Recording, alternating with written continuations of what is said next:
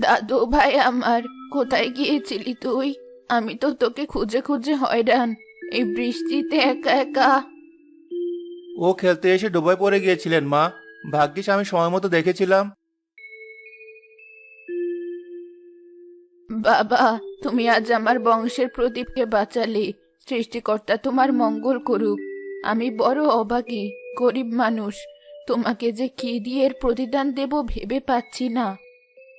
ছি ছি, প্রতিদানের কথা বলছেন কেন? এ তো আমার কর্তব্য ছিল। আপনি ওর দাদিমা, সাবধানে রাখবেন। এখন বর্ষাকাল, চারদিকে জল থই থই করছে। হ্যাঁ বাবা, আমি ওর দাদি। ওর মা বাপ গত বছরের বন্যায় ভেসে গেছে। এখন আমি আর ও দুজন দুজনের সম্বল। বসো বাবা, একটু জিরিয়ে নাও।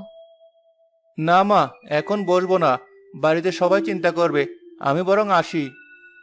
সে কি হয়? আমার নাতির জীবন বাঁচালে আর তুমি খালি হাতে ফিরে যাবে? দাঁড়াও,